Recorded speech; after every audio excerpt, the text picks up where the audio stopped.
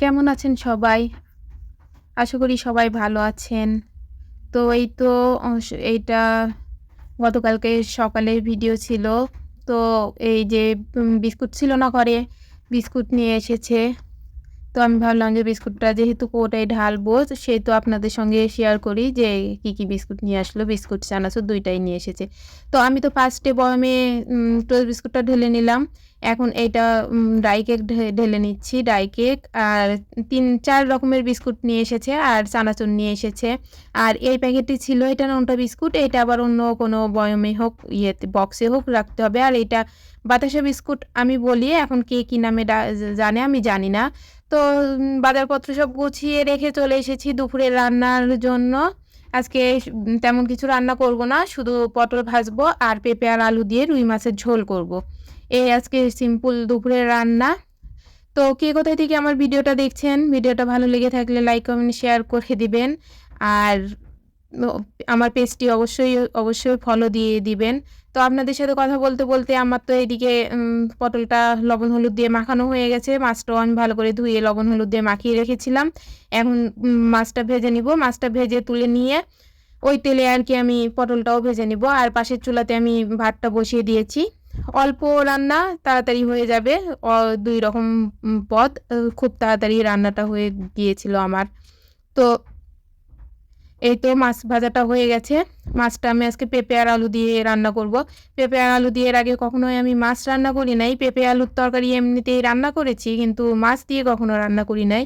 তো ভাবলাম আজকে একটু পেঁপে আর আলু দিয়ে মাছটা রান্না করে দেখি কীরকম লাগে খেতে। আর এই তো পটলগুলো আমি ভেজে নিচ্ছি। পটল ভাজাটা আমি বেশিরভাগ দিনেই পটলটা আমি ভাজি। আমরা পটল ভাজি খেতে খুব ভালো পছন্দ করি। আর পটলটা ভাজলে এই যে জ্বালা পটল যেগুলো হয় আর কি, সেগুলো ভাজলে খেতে খুব ভালোই লাগে খেতে, খারাপ লাগে না। তো পটল ভাজিটা তুলে নিয়ে আমি ওই তেলে শুকনো মরিচ আর জিরা সম্বারা দিয়ে এখন আমি কেটে রাখা যে পেঁপে আর আলুটা ছিল ওইটা ওই তেলে দিয়ে দিলাম। দিয়ে খুব লবণ আর হলুদ দিয়ে খুব ভালো করে ভেজে নিব। যেহেতু পেঁপে দিয়ে মাছের ঝোল করব সেহেতু ভাজাটা খুব ভালোই ভাজতে হবে। আর তেলের পরিমাণটাও একটু বেশি দিতে হবে। তা না হলে ভালো লাগবে না খেতে। তেল মশলা সবগুলোই একটু বেশি করেই দিব, যাতে মাছের ঝোলটা খেতে খুব ভালো লাগে। আর খুব ঝোল রাখবো না, অল্প ঝোলেই আমি এই রান্নাটা করে নিব। খেতে বেশ ভালো হয়েছিল, ভালোই লেগেছিল। আমি তো খাবার পরে ভয়েস দিচ্ছি সেহেতু এইজন্য বলতে পারছি যে খেতে বেশ ভালো হয়েছিল। আর কালারটাও খুব সুন্দর এসেছিল। এই যে যেমন কালার এসেছিল তেমন খেতেও হয়েছিল। তো এই যে আমি মশলা দিয়ে রেগুলার যে মশলা আদা জিরে বাটা আর ঝালের গুঁড়ো, লবণ, হলুদ এইটা দিয়ে ভালো করে কষিয়ে নিয়ে আমি পরিমাণ মতো জল দিয়ে আমি মাছগুলো দিয়ে চলে আসলাম। এই যে আমার মশলার কৌটাতে মশলা ছিল না আর কি।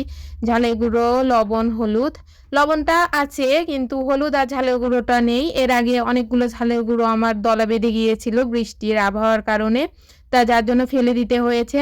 তো এবার ভেবেছি এই যে এই বয়মে তুলে নিয়ে আমি ডিপ ফ্রিজে রেখে দিব ঝালের গুঁড়োটা, যাতে এইটা আর নষ্ট না হয়ে যায়।